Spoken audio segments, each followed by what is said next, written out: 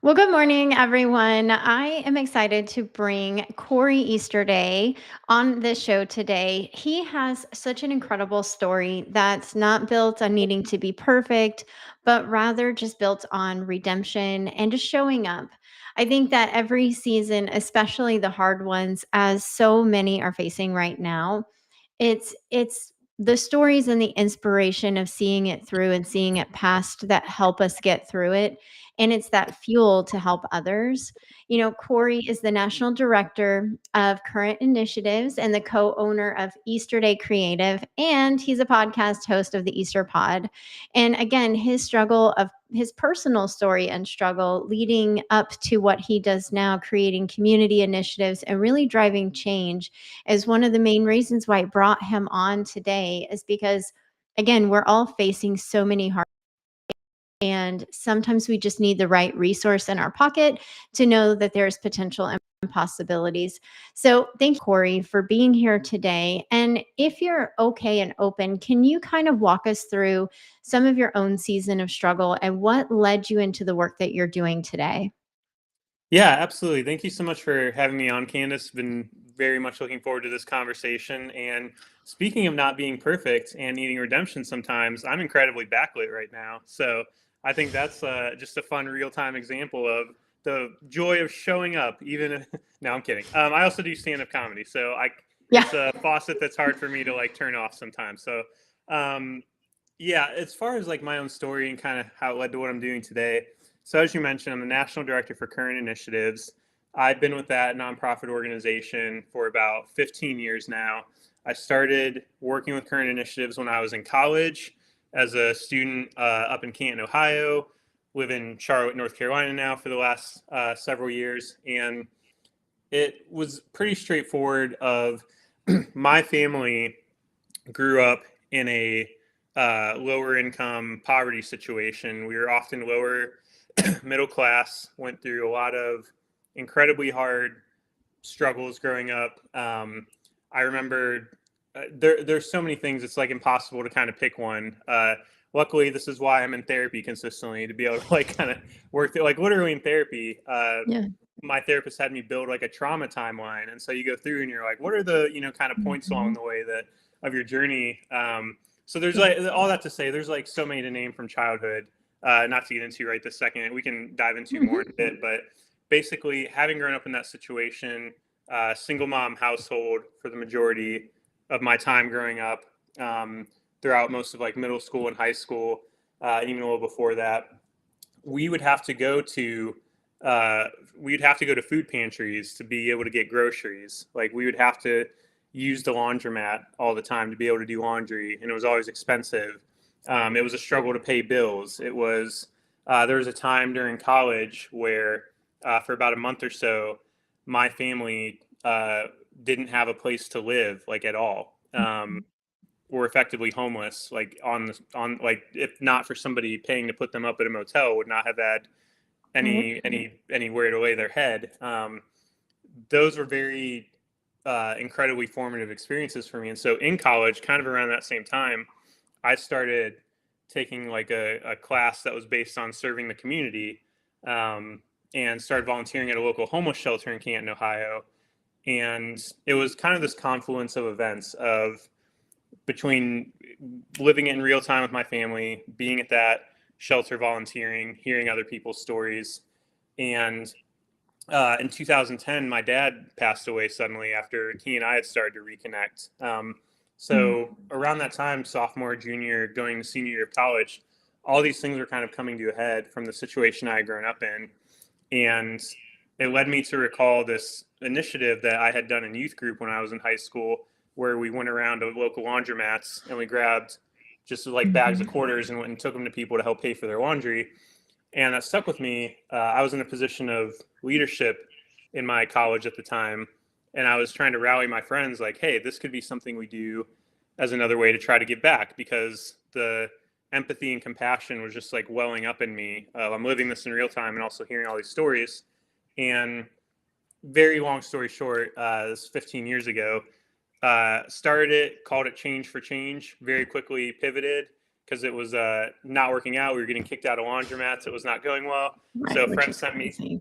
yeah, believe it or not, yeah, people are suspicious of people that just run up to them with baggies of quarters. So a friend, a friend sent me a link to an article in Florida, this organization called Current Initiatives that was doing something called the Laundry Project. So March 2010, I reached out to the president and founder, and surprisingly, they got back to me right away. And I've been working with Current ever since on first developed the Laundry Project in Ohio when I was a college student, started Current Initiatives of Ohio, and then when we moved here to the Carolinas, brought the Laundry Project here. And very basically, Laundry Project is a free laundry day where families are able to um, have that tangible need of clean laundry met, clothes, linens, towels, all that kind of stuff. And it's at no cost. We bring all the laundry supplies. We have volunteers. We basically say we're trying to turn the laundromat into a community center of hope. We call our volunteers hope dealers. And it's seeing how that impact of something that seems so small and maybe something that's easy for even me today to take for granted of having clean laundry. Um, Yeah. it has such a big impact for people, and there's so much more in depth we get into, but for me it just ties my whole story together of it was those seemingly small insignificant places of like daily need, daily struggle, where people showed up for us growing up, and Mhm. specifically showed up for me at a time in my life when I didn't think I had anything to give or anything to offer the world. Very much felt like kind of a nobody, felt unseen, Mhm. and people that said, "Hey, we believe in you. We're going to come alongside you, and we see your potential and invest in you in this way." It made it very easy as I got older, and just knowing what my mom went through to dream up ways like how can we give back. Laundry Project isn't the only initiative Current does, but how can we give back and not only give back, but do it in a way that's dignifying and empowering for people, and really helps them feel seen and like the tangible daily struggles that we all go through. Yeah, I think it's incredible to hear how you're one of like a few people that I've met here recently who have this pay it forward moment in their life. I know I had my own, you had yours, Chasen, who does, the nonprofit TK, like all of these moments in our life where we were at our lowest and we didn't feel like we had anything to give it, if at all. And all it takes is that one message of hope that can totally change somebody's perspective and outlook, and like you said, dignity. And we were talking about this morning just a few moments ago about how sometimes just the power of choice can give back so much psychological safety to a person who's going through hardship. And, so not everybody takes their life experience like you have and turns it around for something beautiful and community driven. So, where was the moment in your life that, and it kind of sounds like it was just this innate knowing that you just knew you needed to do this, but what was that turning moment that you were like, you know what, I'm living in the middle of this. I'm going to give back however I can. What was it for you that made you do that? Yeah, that's a great. You're asking great questions as a fellow host. I'm like, just very impressed with like I was reading through some of them, and the way you've described my story in some ways better than I have like recently. And you're asking great questions that are like really making me think about this kind of stuff here, which I really appreciate. So all that, yeah, kudos to you. You're a great host, great interviewer. Thanks. But I no the I'd say it's twofold. Like it's definitely uh, several points along the way, like of like let's say in high school, getting involved in a youth group where I Mhm. started to make friends for the first time and had adults that cared about me. Like my youth pastor in eighth grade, who's still one of my great friends to this day, just like showing up at my house with a basketball, like, "Hey, do you want to come play basketball?" And that kind of simple, small thing of like, "Oh, I exist and like I can be a part of a group and have friends and go do stuff." I had a very isolated existence in many ways up to that point, so that like that was a huge point that broke me out, got me into community, being a part of that youth group. And Mhm. then you look at college, like being around so many people that were going to school, because I went to a small private Christian college in Canton, Ohio called Malone University. And there were people there going for like education, nursing, leadership, start businesses, ministry, like all the stuff. That really opened me up to being around so many people that were high achieving in their own right and like entrepreneurial and figuring out ways to like use their story for good. And all the moments I described previously in my story were like showing me, okay, I can step out into the community. I have like my story has something to offer people. So it's like you look at all the components, I think for myself and like a lot of people I'll interview on my podcast, a lot of people you've had on your show of like, what does make someone want to take their story and turn it around and use it, view it not only as an act of like, here's my redemptive arc, so to speak. And it's not linear, obviously, but like, how do I use that then to create good in the world, whether that's, nonprofit stuff, leadership, business, creativity, arts, whatever. And I really do think it's like this, having a great support system of people. Like you need people to cheer you on. You need that self-confidence. You need that kind of leadership journey of growing in your own self-awareness and like understanding how others perceive you, the gifts and strengths that you have, like how to connect with people, how to see community in such a way that like one of the big emphasis for us with current initiatives is partnership. And I was just talking with somebody about this yesterday in Charlotte, kind of in the nonprofit world of like, it's my view is it's so vital when you look at all the needs, the kind of all the variables, someone going through poverty situation or struggling in life. It's not just laundry, it's food, it's housing, it's all these things. So it kind of takes a village to come together and help someone get from point A to point B to point C. So people need that support system. So for me, it wasn't just like one moment, all that to say, it was these stops along the way of growing in, okay, I have people that support me. I can have self-confidence. I have things to offer the world. And then obviously going through the formative experiences I described of my family going through big time struggle.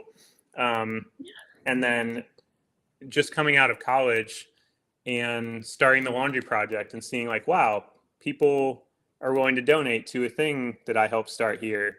Like people believe in this vision, like kind of being a part of a vision that's bigger than yourself was huge. So it's like all those things that people, leaders, mentors, community brought into my life, it made it that much easier to turn around and give it to others. There's a phrase I've heard a lot, like you can't give what you don't have, basically.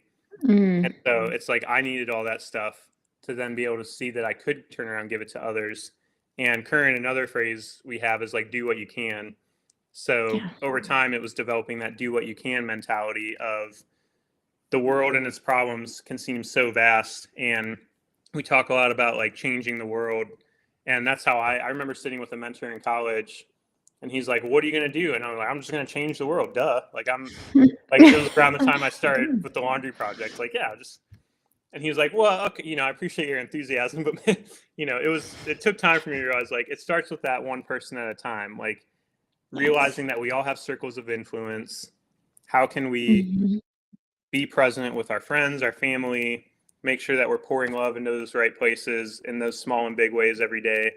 And then you start to see the impact that has as it ripples out. And when I looked back on my story, it was realizing like, okay, yes, there were some of these big, like I studied ministry, obviously we would call them Kairos moments where like God breaks through and you're like, oh my gosh, this is like, it's these points along your life where you can kind of measure, see your path of growth, and these big revelations. So I have plenty of those along the way, but it's like when I look back on my story, it was people being present with me, loving me as the person in front of them, doing what they could to invest in me. And then it made it really easy to see like, this is the clear vision of how to turn around and give back and do that for other people, whether it's through the nonprofit or Easterday Creative or the podcast or all these things.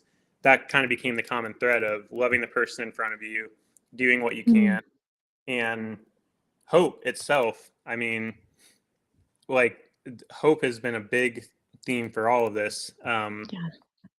And yeah, so it's a few big points like I described with college and going through, what my family went through, but it was just really kind of taking stock of like, all right, this is how people invest in me. How can I turn around and give that to others?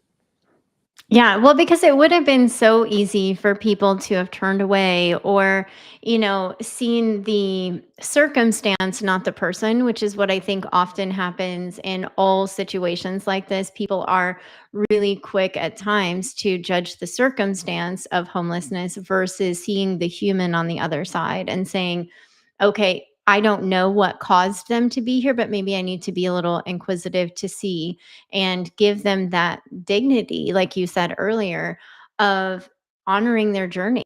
It's not like every single person has this, massive story, but sometimes even just asking or having that conversation of like, hey, I see you as another human, uh, it's impactful because they're already feeling the shame and the guilt and all the emotions that go into having a moment like that. And then if somebody comes in and offers them this opportunity to say, hey, I see you. I might not be able to even do anything for you, but I can still be there as this beacon of hope. And I often say that we raise hope in our everyday conversations. That's why I started doing these live casts is I would get on these calls and I'd be like, "Oh my gosh, like your story, your journey, it needs to be shared so that we can elevate the energy of hope." And I know that you have a very strong faith, and that's what carried you through all of this journey. I feel anyway. And even when you look back, you know, when you look back, do you think the younger version of you, what would they say about you today? Would they be in shock or awe, or what do you think they would say?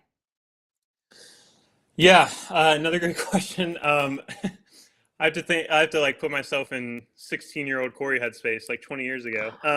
And be careful because those are dangerous places. Oh, You know? 100%. Yeah, 100%. Yeah, I want to answer that. And I also want to touch on, that dignity piece. Uh, Mhm, that's kind of what we lead with. Like you and I met at Speakeasy, an event hosted by a mutual friend, Brian LaFontaine, like mhm. public speaking event. And I do stand up comedy all the time. So I was like, I want to challenge myself and do something a little different. So I tried to come up with like, what would my TED talk be if I ever gave one? And one of the reasons I appreciate how you've communicated my story, even in this conversation and the intro and stuff like that, and these questions, is I feel like sometimes I have a really hard time like understanding how to communicate my own story. That's why it's sometimes easier to be in the Mhm. host chair with the podcast, or kind of like what you're doing.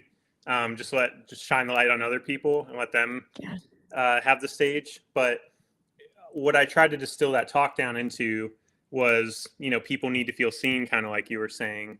And Mhm. when I look at this common thread of, like we have another initiative called Affordable Christmas where families can Mhm. basically empowers parents to be the heroes for their kids at Christmas time. So they're able to buy brand new gifts at like a tenth of the cost, and have just like a normal shopping experience.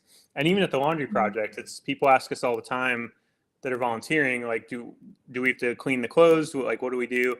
And it's like, no, people are just there doing their laundry, and we're facilitating that. Like, there's nothing magical about free laundry in and of itself, just as a concept. It's helpful, but I'm a big believer in like the way you do things is so important too. Mhm. So it's Mhm. creating that community space at the laundromat where there's an equal footing, and it's people mixing of like different socioeconomic backgrounds, and what do we have to learn from each other. That's always a huge part of it, and building really that community mentality. Like I said earlier, it takes a village.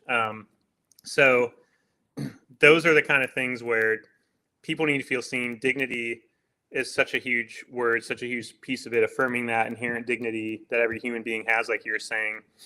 And if younger me, like if I were in conversation, I think there's a one version of it where I could see all the like cool accomplishments and accolades or like professional. My world was only as big as Barberton, Ohio, where I grew up in high school, like Mhm. a town of 30,000 at that time. I I laugh because I grew up in a little bit bigger of a town, but not much. So I'm like laughing in my head because I'm like, yep, been there.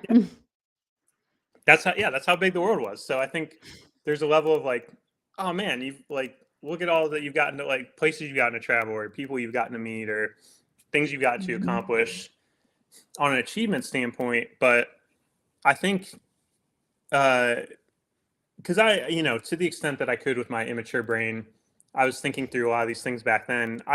One of the actually the big things I kind of left out is I joined a band. Like I'm a drummer, so I was in a band from like high school through college, and that was a huge thing for me of being in community and getting to like create with other people and collaborate and play shows and just be like out in the community more.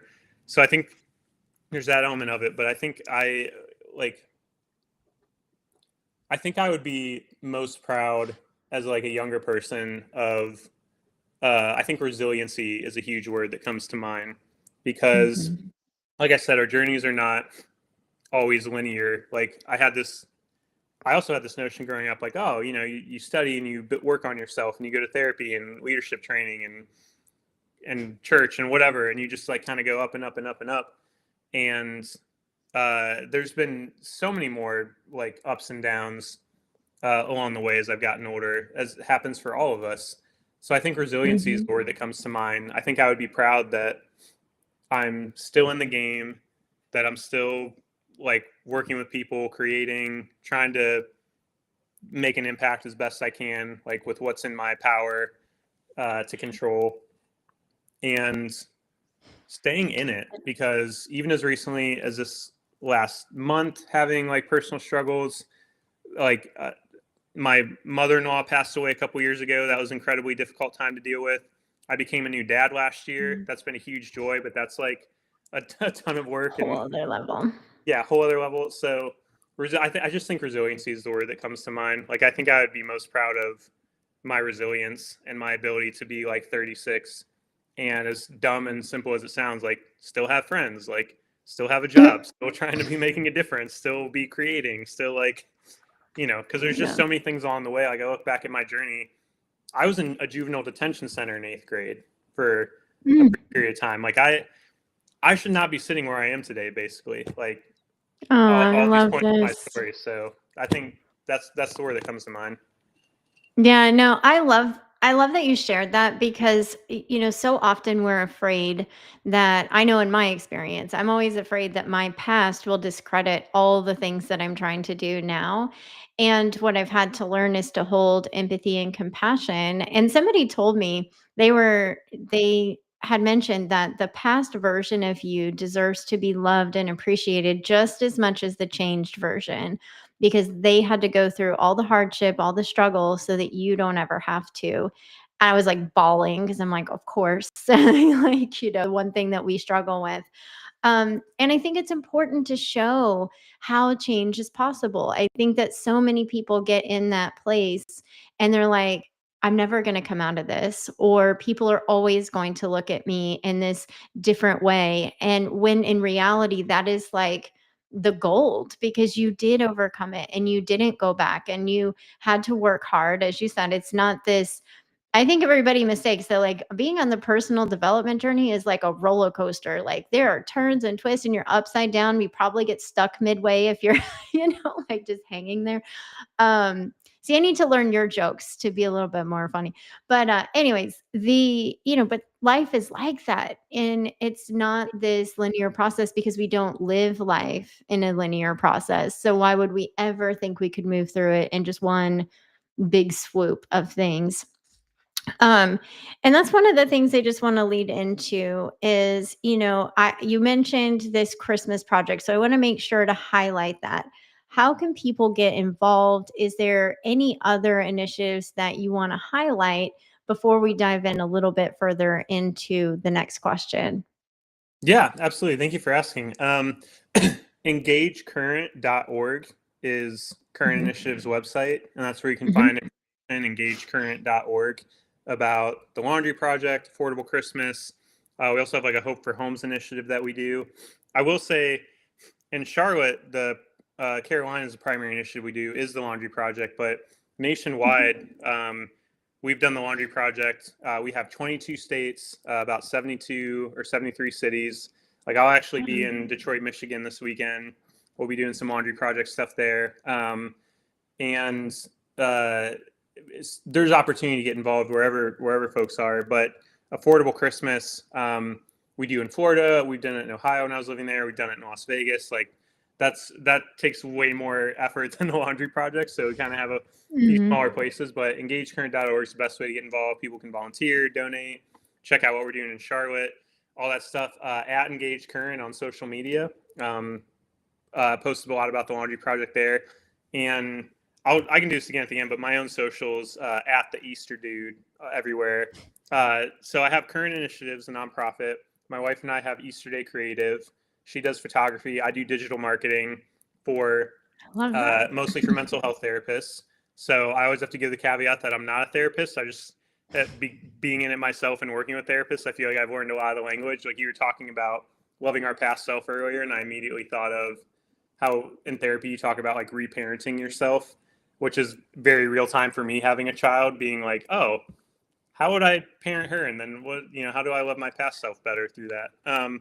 Current Easterday Creative, like you said, the podcast, the EasterPod, that in terms of highlighting, like I would check out the EasterPod, even if nobody listens and they just like scroll through the names on it. Like, uh, that's worth doing because I try to get guests on that are in the community that are making a huge impact in all these spaces. So I feel like if you just look at my podcast guest list, there's so many cool organizations and people represented there to check out.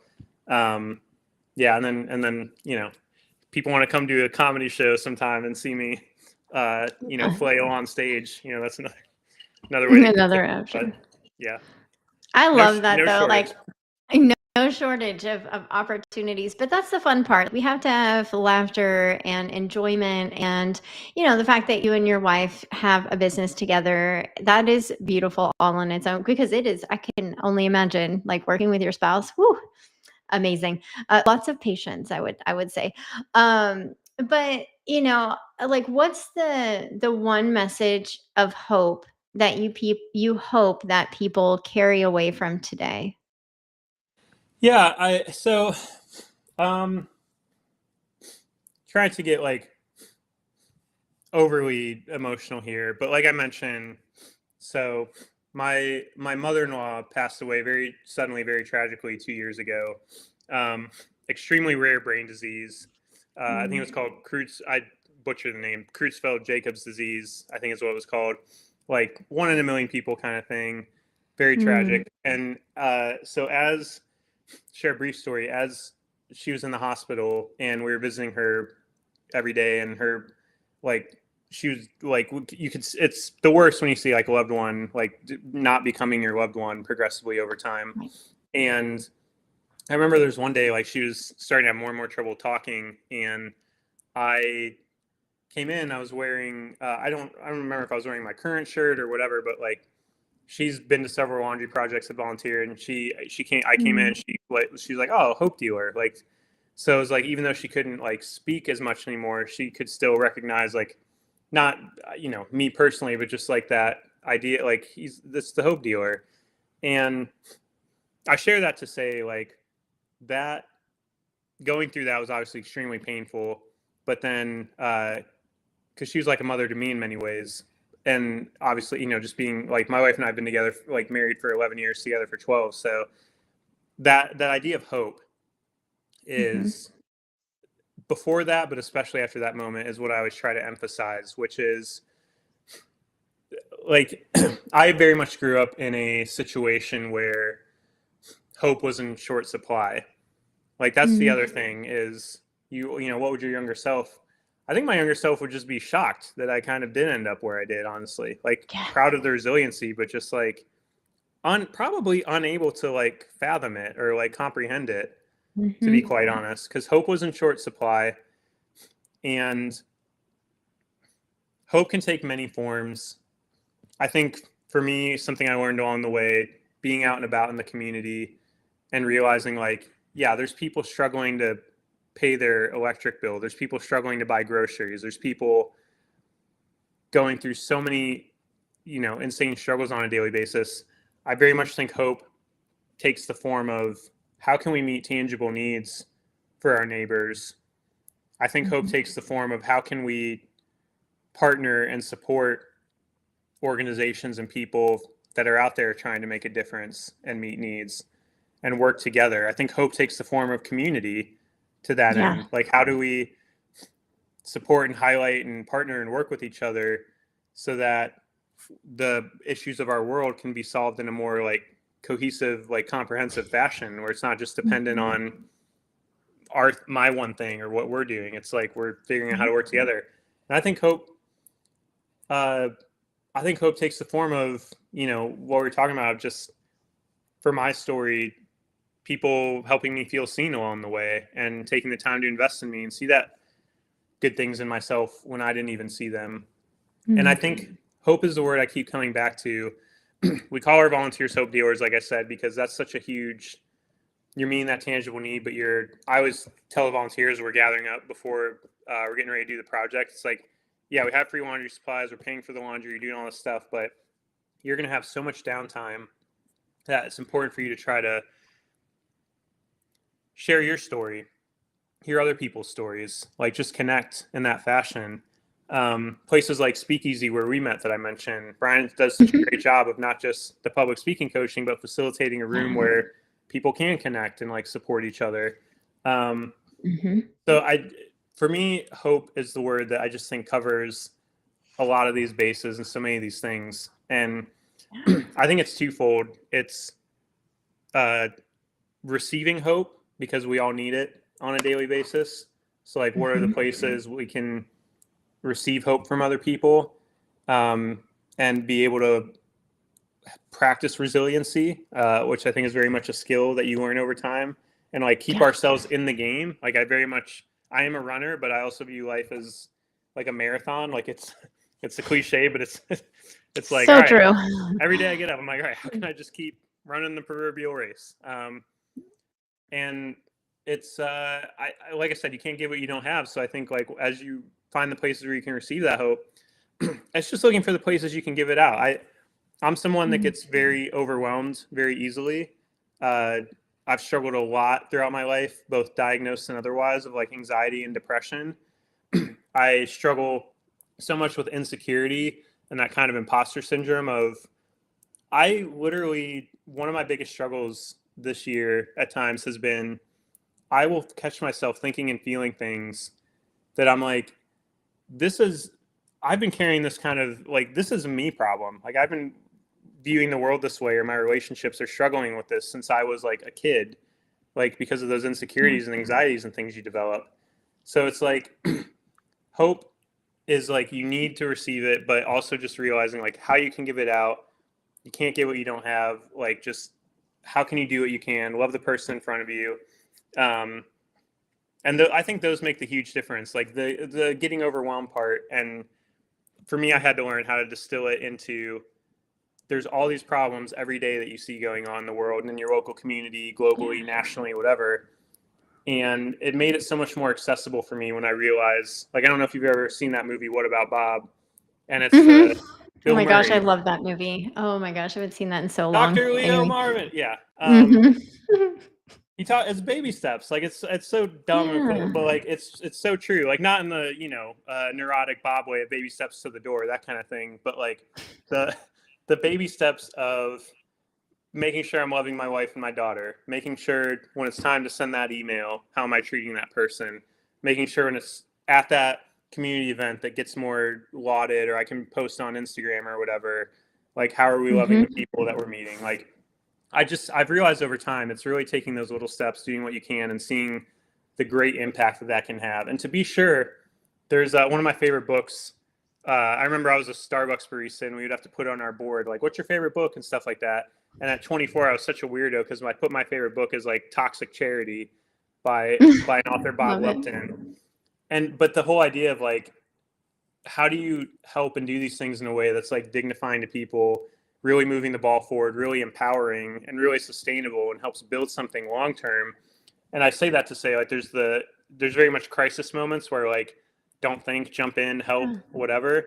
But I just think there's like, for the most part, how communities and how these things get built, like the kind of world my daughter's going to grow up in, it gets built little by little. It's like, and I think that's the best way to like build foundationally something that's going to like sustain community and sustain each other, and ultimately build that big word, that 30,000-foot vision of hope, is taking those little steps day by day to do that in your immediate circle of influence, and then how you can get plugged in a larger sense. Yeah. But yeah, that's kind of what I hope people take away ultimately, that word of just hope. Receive it and practice it.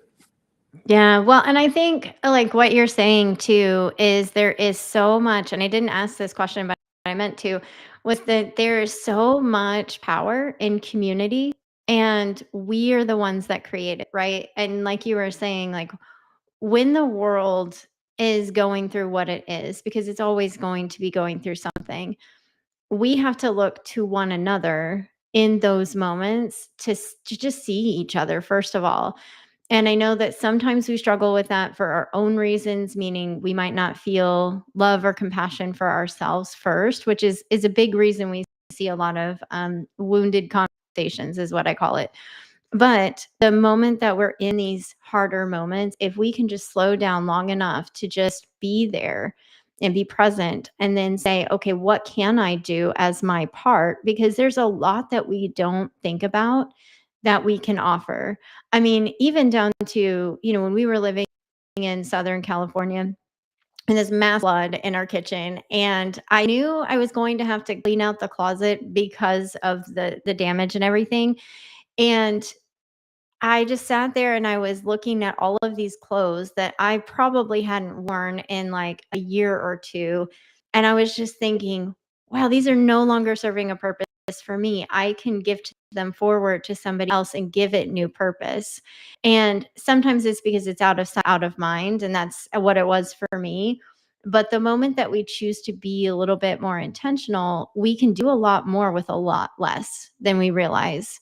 And sometimes it's just those little moments of just thinking outside of the box. Maybe you can't financially give, but you can go volunteer, or maybe you can donate, what you can donate, or even just a simple conversation sometimes, like you're saying, of getting to know one another. I think that we have such a beautiful community here since moving here. I have felt so welcomed. I love it here. Like this is our forever home. So I'm so excited for that. But, being afforded the opportunity to meet someone like you and hear you at Brian's event and then have that conversation to just be like, whoa, okay, like you're just an incredible human being, first of all, and to really break those barriers forward. And what it took was somebody else, right? Like seeing the potential in you. And think about all of us who have made it through something. If we were to just pay it forward to one person, whatever that looks like, whatever that capacity is, we would see so much change in this world. And I can go on my little rant there, but so I really appreciate you being here today and being able to walk us through just the power of somebody paying it forward. I think that that alone should inspire people to pay it forward more often. We see the coffee in the back, like go give a coffee to somebody, and that's great. But what is something we could do in this season as we're heading into Giving Tuesday. We're heading into the holiday, Thanksgiving. Well, if you celebrate Thanksgiving, um, and how can we give in different ways as we're looking ahead to ending this year, and then what can we be a part of coming into the beginning of the year and really see that ripple? Um, is there anything else that you want to share? Any last message that you hope people take away? Well, just to build on what you're saying there real quick, if I can, is Absolutely. talked about the two things. You said something very important about like what we like, just basically what we have to give. You don't realize like the capabilities you possess to like make a difference and help. But and you titled this so beautifully, like the creating impact where you are. Like that's like if I ever write a book one day, I'll just like steal that title or something. Like Go that's for it. yeah. I'll give you some royalties. We'll figure it out. We'll work out a deal. But no, I'll have you write the forward. No, uh, it really is that. It's that like that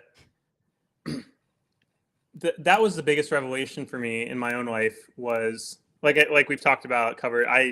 Not realizing I had things to give, and then once I realized I had things to give, it was identifying those strengths and what I could do. And to me, that's like I don't think I think to your point, the biggest things in life can often come from like the smallest, seemingly smallest acts or smallest like day to day things. And I think a huge thing for all of us is just being able to like pause and take stock of, get out of our self-reflective mirror that we all carry, where we're always like all in our own heads and only thinking about ourselves, which is very easy, very normal, very human thing to do. And you Mm-hmm. turn those beautiful moments when we can turn around and say, what do I have to give someone else? And I think a lot of that comes through, that's why I like the warrior within healing, like the fact that you even have healing in the title.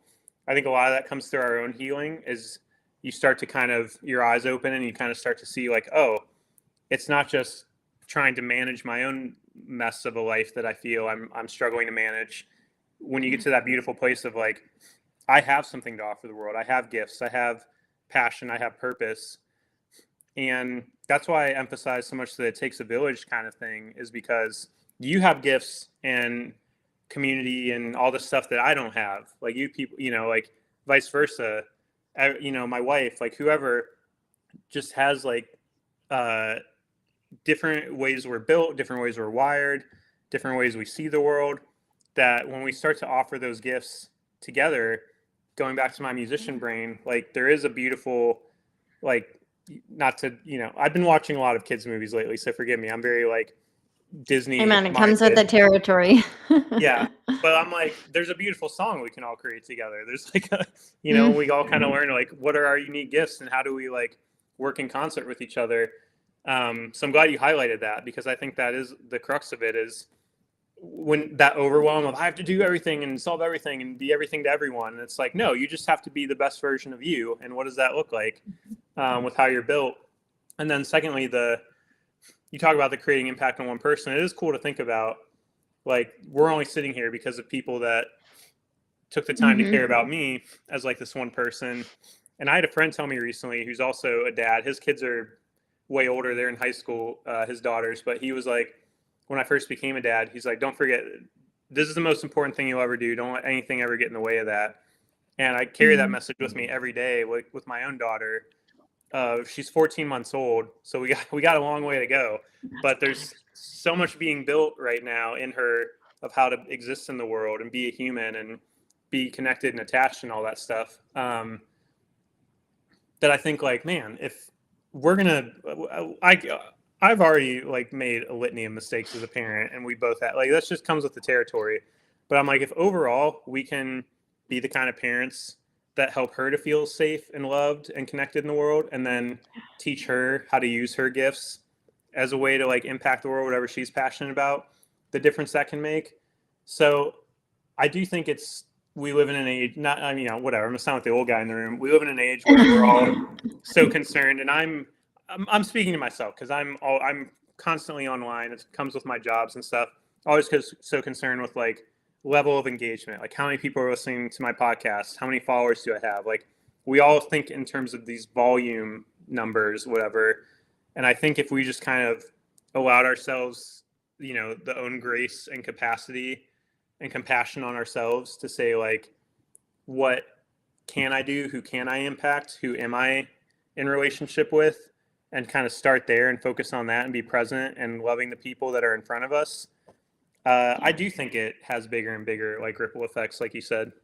Absolutely. Well, and to piggyback on what you were saying, I remember way back when I very first started doing videos, and there were so many times that I almost quit because I was like, man, I don't even know if anybody's seeing this. Like, I'm just like spending all this time doing this. And I kid you not, every single time I thought about quitting, somebody would reach out to me and said, hey, I shared this with so and so. I didn't know how to check all that stuff. So I wasn't even seeing that she was literally sharing my videos with the same person over and over again. And I had no idea. And so my biggest thing with all of the things online is like, as long as the person hears it that needs it, then I've done my job. And that's just a little caveat for anybody out there that's like struggling with like, oh my gosh, nobody's seeing the things. But there are people, and you have no idea the impact of being you. Like, that's one of the things I learned over and over, is you just truly never know your impact. Um, well, I am so grateful for you and your time. And, I have a couple of people I'm going to be voice memoing the intro to after this, just to let y'all know. But they came to mind as we were thinking about this. And I just thank you for your service to our community. And I can't wait to see more of what you create and what you bring into this area, but then, nationally. So if there's any way that I can be of a support, let me know. And how can people best get a hold of you? I know you did the laundry list of things, but how can people best connect with you? You might not be as far away from a stand-up career as you think. That was great. Yeah, well, first of all, thank you so much for having me on again for what you do. I would echo all the same things to you about. I know we just met recently, but just seeing already like the people you're connecting with and like the conversations you have and all the work that you're doing, it's incredibly inspiring. And I think you are in real time practicing everything we talked about.